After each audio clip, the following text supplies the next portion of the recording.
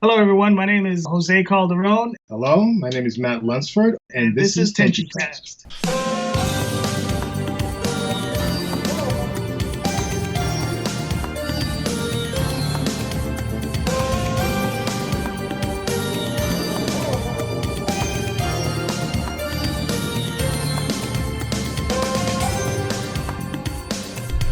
Hello, everyone, and welcome to the next exciting episode of the Tenchicast Interview Adventures presented by TenchiForum.com. In 1997, Tenchi Muyo as a franchise was at its zenith, with a brand new TV series and a movie coming out in Japan. But over in America, two comic creators would get a chance to put their own spin on this beloved franchise and forever etch their name into the monolith that is Tenchi Muyo. And the two people who made those American Tenchi comics are with me here today, Jose Calderon and Matt Lunsford. Thank you so much for talking with me here today. Oh, it's our pleasure. You're welcome. So, to start us off today, I'd wanted to ask, how did each of you get into the world of comics? What was the comic growing up that really grabbed you? Ooh, well, I can say my first introduction for comic books was Marvel, and that was like the early 70s, and that was with Godzilla, Devil Dinosaur, Machine Man, and Red Sonja. And I dove into comics ever since then. Since I was a sci-fi comic geek, I just dove into the art. I like the stories, and that's what kind of inspired me to do comics and drawing on my own. For myself, I started off with Marvel Comics as well. And I started off with Thor, Daredevil, and the Avengers. And pretty much from there, I've just been a lifelong comics fan since probably the age of eight years old. Jumping off of that, so you both were obviously huge fans of comics, reading all across the spectrum of what comics were. So how did you both start working in comics? What was the catalyst? How did that all happen? Okay. Yeah, I guess. All right, so let me start, because this might take a minute.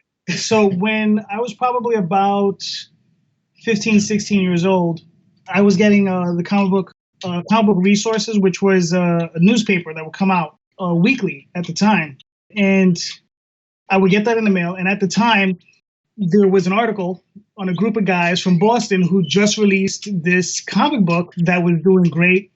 And the second issue had just come out. It was called Teenage Mutant Ninja Turtles. And I had seen the picture, and I was like, wow, look at that. I was like, these guys are creating their own comic books. I could do this too. And I looked at the picture, and I was like, yeah. I looked at what they did, and I was like, yeah. It says, I could really do this. And since that age, I was determined to do my own comic.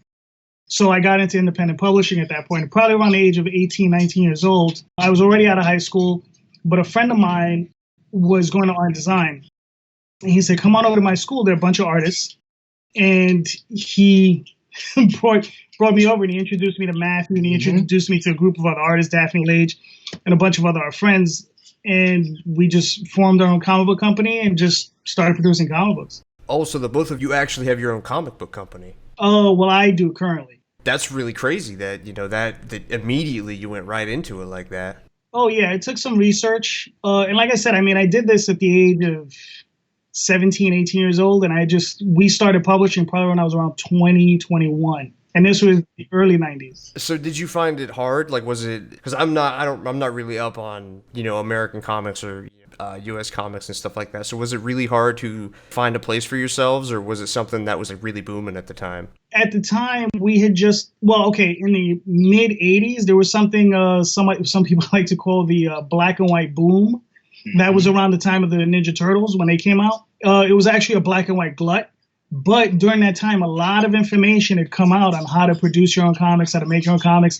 Guys were actually writing and producing comics on how to make comics and distribute them and do that whole thing. So that's where I learned from. And so how long before, I guess, you were contacted by Pioneer? Were you contacted by Pioneer to start doing comics, or was there an in-between there? Oh, there was definitely an in-between between Pioneer and when we started doing comic books, because before Pioneer, we were working with Central Park Media that existed at the time, and we were working on, gotta say the name, La Blue Girl. Yeah. first hentai comic book released in the States. And the staff that we worked with, I guess, had connections with Pioneer. So I guess probably after we did La Blue Girl and, I guess, Demon Beast Invasion, we got introduced to Pioneer. Well, what happened was there was a break in editorial, and the editorial staff who had hired us to take on the adult material, they had left, and they brought on a new editorial staff, and they just saw the series to the end. But the old editorial staff went on, and they cut a deal with Pioneer, and that's where they picked up Tenchi and Moldiver and El Hazard and Phantom Quest Corps, and they wanted to bring us along, so we went along with them. And that's how we got introduced to Tenchi. Mm-hmm. So originally you were doing kind of like your own comics, your own creative comics. And then as you're working with Central Park Media and eventually Pioneer, did you enjoy working on properties that weren't necessarily your own, that you had written the story for or were making original art for? Well, I know for me, it was interesting because I found it was one, yes, it ended up being very enjoyable. But the way I view writing when I'm working on somebody else's stuff, it's like if you have a very complicated puzzle in front of you that you're trying to put together. And that sort of thing always fascinates me. So, I look at it and I say, okay, how can I solve this issue? So, I really got into it, especially with like Tenchi. I remember when I first got the job, we were first going through it, they had given me, I don't know, what was it, like 10 VHS tapes, which had 24 episodes on it. And I binged watched those suckers in 2 days. And from that point on, I just wrote these two submissions just to see, which one they would like. And I submitted those. But yeah, it was actually a lot of fun. So, I mean, I can't ever say I didn't enjoy it. I really did enjoy it. Jose, this is how we got to talking, was you had seen our podcast on it. And one of the things that people really, really understood, really felt, I should say, was that it felt like people who understood Tenchi had worked on this. It wasn't just two random people who were given the task of making a U.S. Tenchi comic. So in that respect, I would say that you really did understand it, binging it through that quickly. And because a lot of people will sometimes, maybe not necessarily come in, but they don't really get it. They don't get the secret sauce. And I felt like that both of you really, really got that. Going back to the creative process, was doing a little bit of research. I saw that Hiroe Tsukamoto, the producer for Tenchi in Tokyo, is listed as an executive producer for the comic. After the submission that you got was accepted, how much creative freedom did the both of you have when working on this comic? As far as the creative aspect, we didn't run into too much trouble with it. I mean, we were given character sheets for each of the characters from Tenchi, Ryoko, all the houses, all the character development, everything. And it was just like a quick study and just see if we can interpret their characters in our style, especially for me, since, it's a Western comic artist doing an anime style. So basically, it was like a test run to see if I can just draw the characters and create new characters from their designs. And it went pretty well. We didn't have any type of conflicting interests with it. They did like we were doing with the characters. So it went pretty smooth. Maybe like one or two hiccups, but nothing that would say, no, we can't have you drawing our comic book because you'll destroy our merchandising or destroy our idea. Yeah, I know for myself, there were two plots I submitted for it, and they picked the one they wanted, which was the one that got printed. It was Ryo-Oki's Day, because they felt, and the reason they chose that one was because they felt Ryo-Oki was just more popular, and that was the character they were pushing. They also had a plush toy at the time out. So they just told me to go with that. But to be honest with you, I didn't get a lot of notes or anything. Actually, I don't remember ever getting any. I just wrote my scripts, I submitted them, and I guess they were happy because I never got any complaints, I never got any pushback, anything. So, what was the genesis of some of the original characters? I mean, if we're going all the way back to '97, so I know that's a far way to go for some ideas and stuff. But like Dante Mix, Rob, what were some of the inspirations for their characters? Like, what was the thought process in some of those, both as a story character and the design for the character? Well, as far as the design, like I said, I just studied a lot of what the Tenchi universe was and how the characters were conceived, how the hair designs were, how the technology worked, how just basically the universe itself. So I just tried fashioning the characters as if, if it was off one of the OVAs. Sorry about that. Off the actual cartoon. Because if you wanted this book to work, the character designs to me were most important. Whether I was redrawing Tenchi or making a character from scratch, like Dante Mix or Inferno. And considering how I'm influenced by Robotech and Ixer 1, I kind of let those ideas kind of come along with creating all these characters. Yeah, I know for myself, as far as like Rob, I had listened to the, I guess, to the podcast you guys had done. And one of the things you guys had difficulty with was Rob, right? And it made me laugh because someone had called the character creepy and that he was really dark and he was just out there doing his thing, killing cabinets and such. And it put a huge smile on my face because I was like, yes, that's what he was supposed to be. He was supposed to be dark. He was supposed to be creepy. He's a villain. He was meant to have very few redeeming qualities. He's deranged in his own way. You understand? I mean, when I wrote him, I said, this is supposed to be a terror that comes into your life that is very unexpected. You understand? And that's what he was supposed to be. And that's how, I made him comical in some scenes because, that's what, sometimes you can't have it just all be one thing because he's not a serial killer per se, but he is a bit deranged. He's this bored postal worker and, he's doing his thing. As far as Dante Mix goes, he was just like some goofball character. He was just like, this is who I want to be. And he's just a wannabe. He just wants to be this, but he doesn't necessarily want to put the work to be this thing. He wants to get there as quickly as he can and just take every shortcut. And it's just to show the point. You just can't do that. You got to work your way to that point. Can't be a lazy villain. Exactly. But, he's a silly guy. So, he ends up with silly results. You have to ask too. Yeah, we're talking about the story of stuff. Like, did you know from the very beginning that you were going to do the MacGuffin thing at the very end? The MacGuffin thing, right? I think, yeah, because that was plotted out. Because what it was, all right, someone had told me of a trick that was done, or like just some kind of a writing exercise that happened. You ever heard of the movie called Tremors? Right? Oh yeah, I love it. Okay, and the thing is, I haven't watched the movie. I watched the movie, but I don't ever remember watching the movie for this particular thing. They told me there's a lighter that's passed from each character in the movie, and it touches every character in the movie. And I was like, wow, that's really interesting that there's an item that goes from character to character to character to character. And that's Sasami's package. And I was just like, okay, let me see if I can replicate that.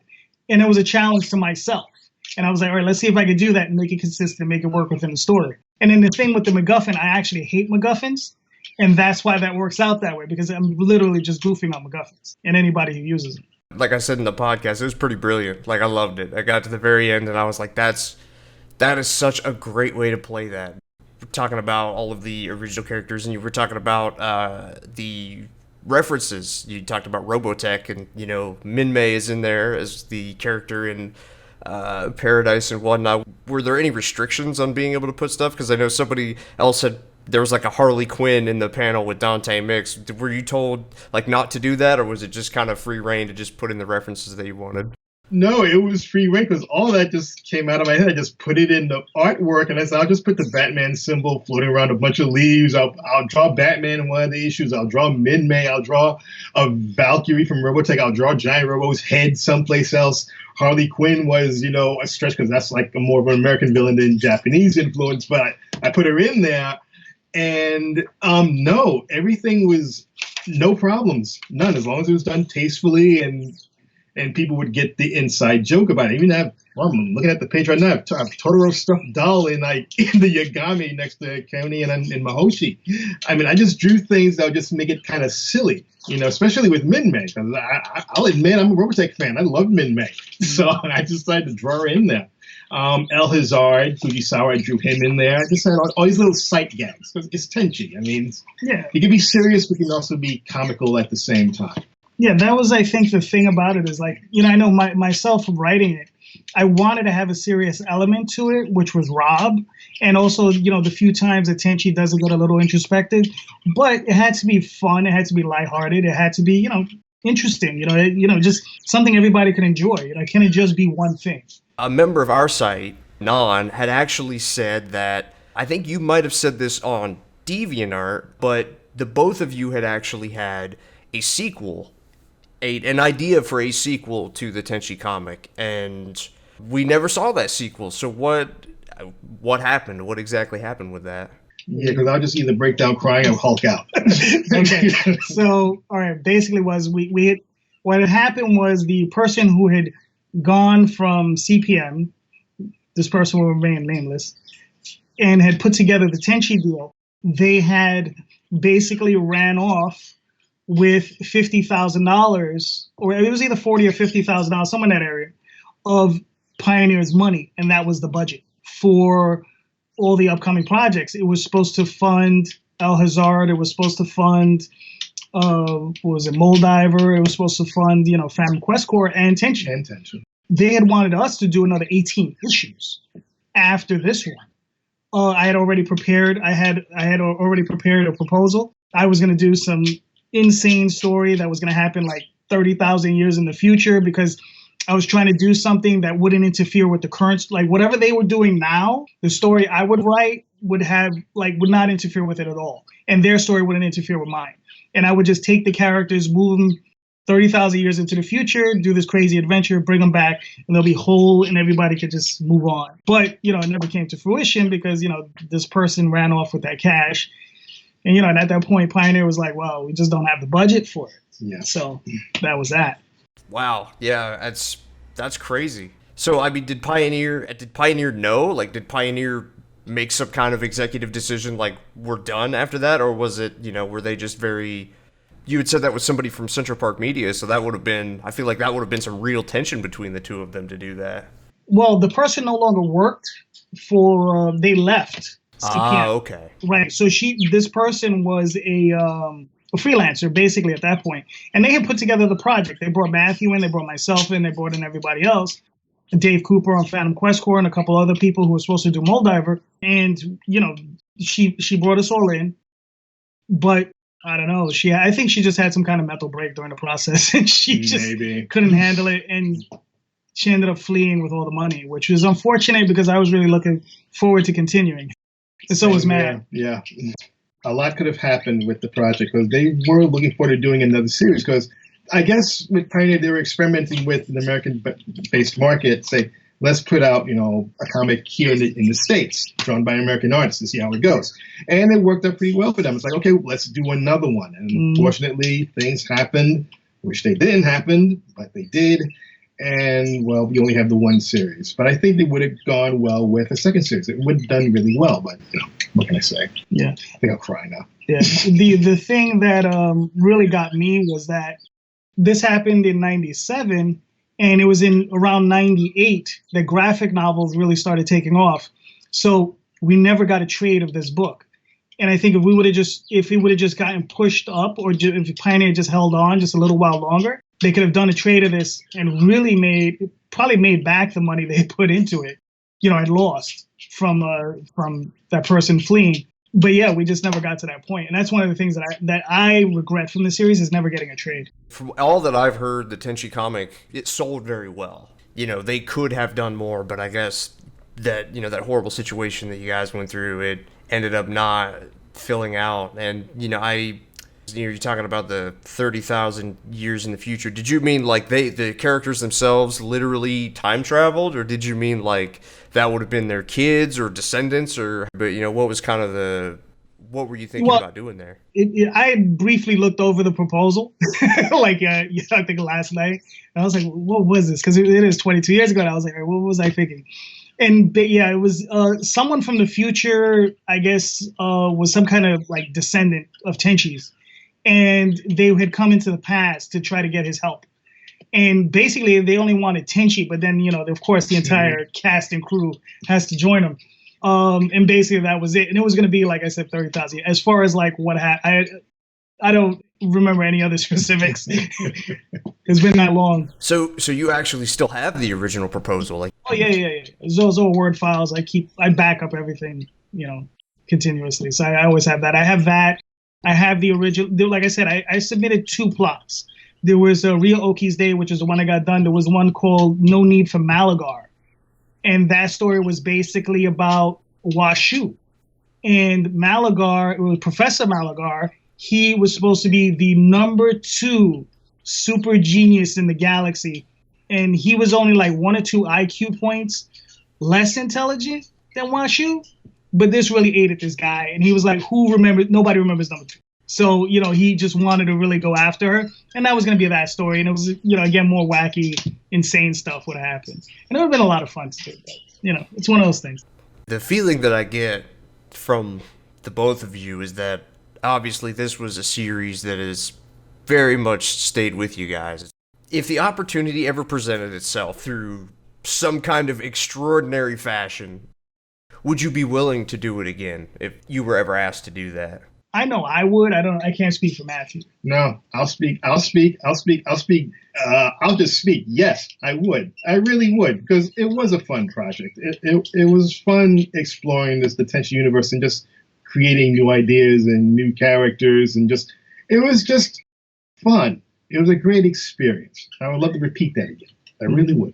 Yeah, I'll be honest with you, one of the things I want to look into, I don't even know who to contact. It's funny because I was listening to you guys and hearing the litany of different people that the company has passed from hand to hand to hand. Now it's a Universal, I think you guys said. And I was like, wow, I said, who would I even get in contact with to try to get the rights to reproduce, to get a trade out? And then the other crazy thing is who has the artwork? Because Matthew, the deal was kind of crappy on our end because Matthew had to surrender all of his artwork to them. Yeah. So they got all the artwork. So it's like, who even has the originals? I would like to reproduce it, but I would hate to have to reproduce it from the comic books. I would want to get a hold of the originals, scan those. They can have them back, or it would be nice if they came back to Matthew. But it would, I would want to just scan them from those and reproduce them from those. And yeah. As I understand it right now, or I guess the timeline of it for anyone who's listening, and even for you gentlemen, was obviously it started Pioneer LDC, and then they became Geneon in 2003, and then they became Geneon Universal when Geneon left the US, and then Geneon Universal became NBC Universal, and that is currently who is the owner of all of the old back catalog of Tenchi in Japan. And I'm pretty sure there's still probably people from Pioneer since the company's just moved and it's basically been merged. But yeah, I believe that is the company who has that. And so all of this happens in 1997. You put out the comic, and then the unfortunate tragedy of someone losing their mind and taking all of the money. And leaving a lot of people high and dry. You were getting ready to embark on some really cool projects as well. There's the El Hazard comic that was going to come out, which was, Tenchi's sister series. So what do you do after all of this happens? Where do you go from there? Wow, that's funny because, okay, for me, after this project, I had a choice. I could either pursue a serious career as a writer in comics, or I could just get a regular day job. After this project, I just got a day job. I really hate submitting proposals. I hate it. I hate it with a passion. If you offer me a job, just give me the job and I'll do the best I can. Mm-hmm. And, if you need a proposal, obviously I'll give you plots.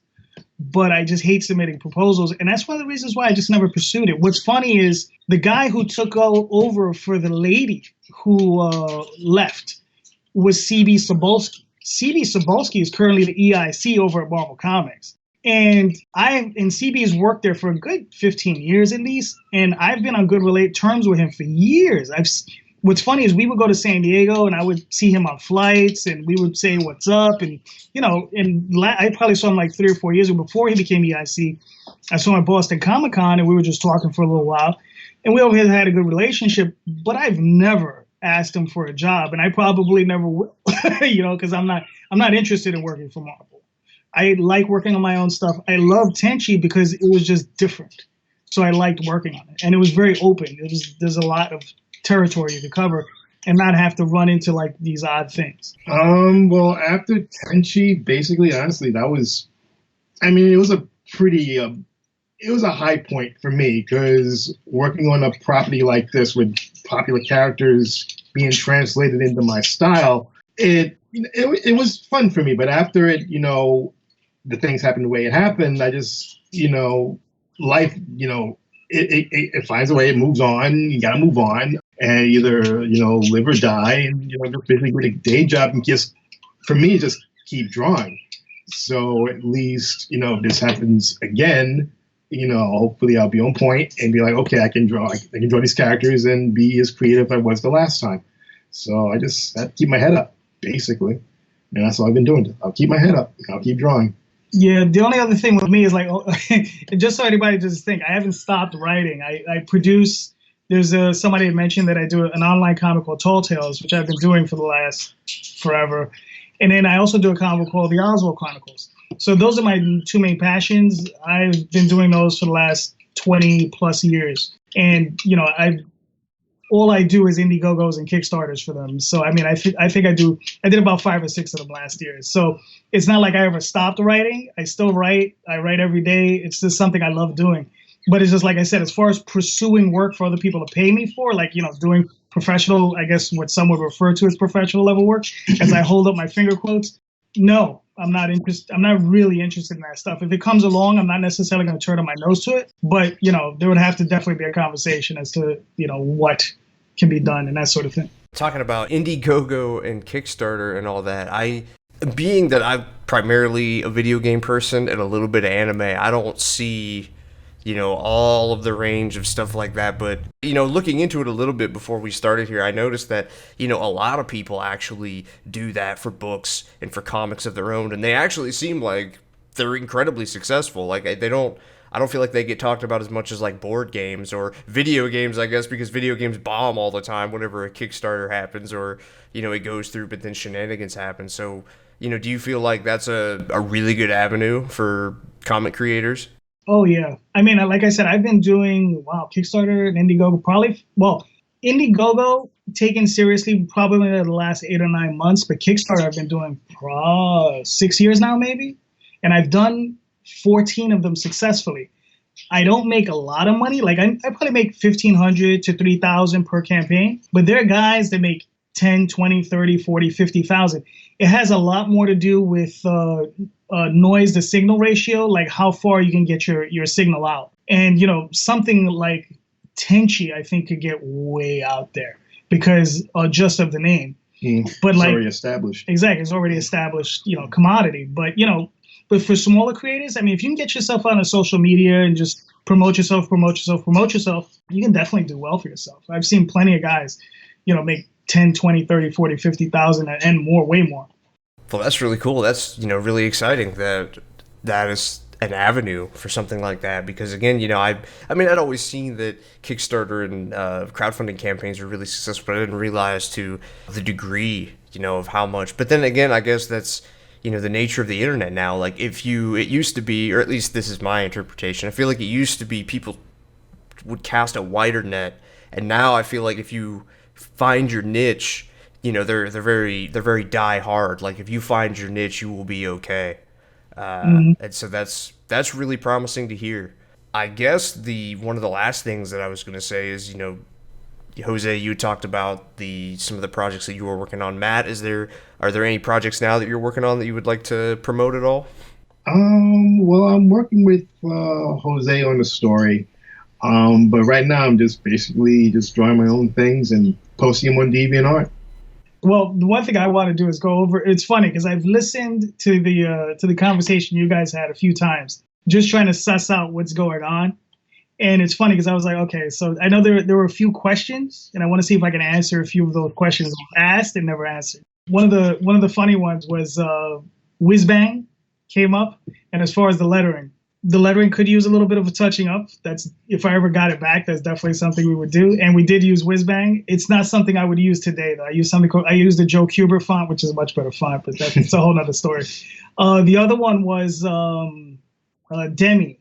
She appears in the very beginning and she appears at the very end. And the reason that happens is I wanted to end the story with the character I started with.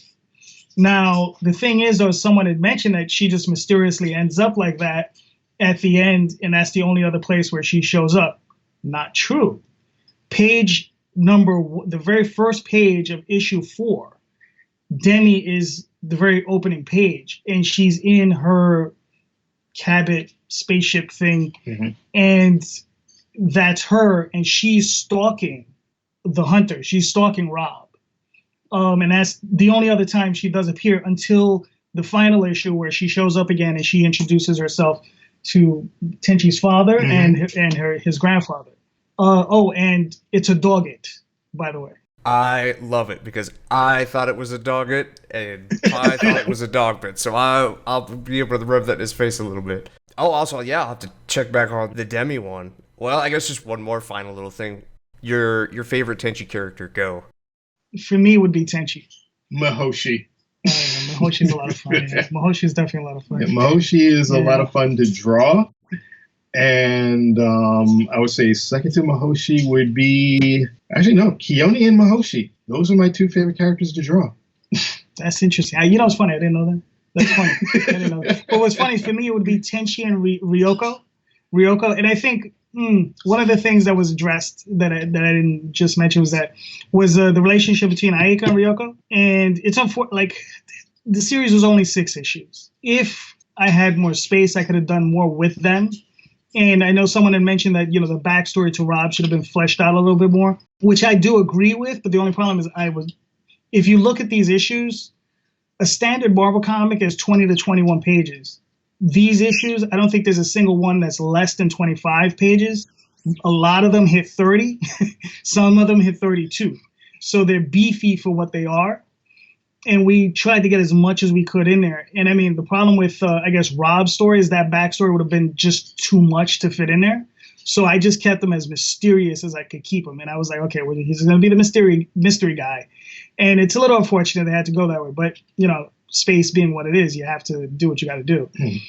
Oh, but the thing with a shortcoming of mine was that you can let, your the other host was on the other show.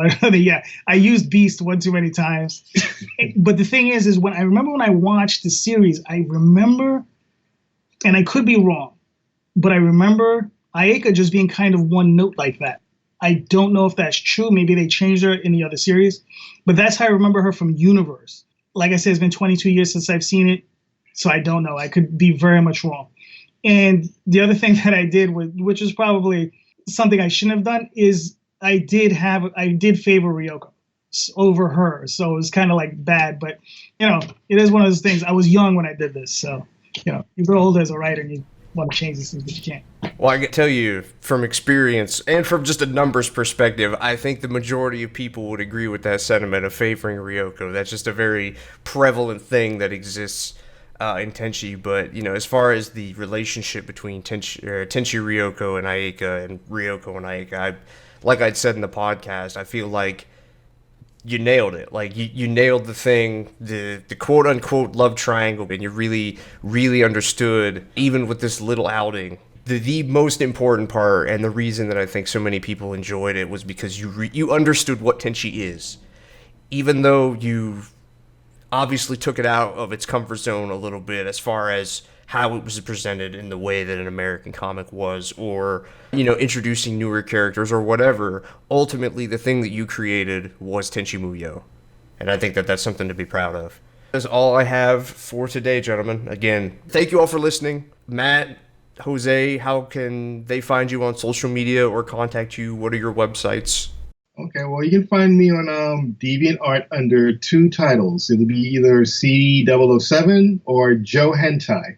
And that's where you'll find my most recent artwork. That's where you'll find me. Yeah, for me, you can go to either theoswaldchronicles.com, And you can just hit contact, and I'm there. Or you can go to Tall Tales Online. I'm also on there. I'm on Facebook under JD Calderon. I'm on DeviantArt under JD Calderon, also under the Oswald Chronicles. And I'm also on Twitter, also under JD Calderon.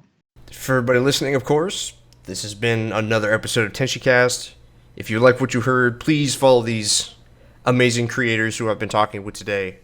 Contact them, let them know how great they are and how much you enjoy their stuff. And you can follow us on all forms of social media and listen to the podcast on Google Play, Stitcher, Spotify, and everywhere else that you like to hear your favorite podcast be heard. Until next time, stay gold.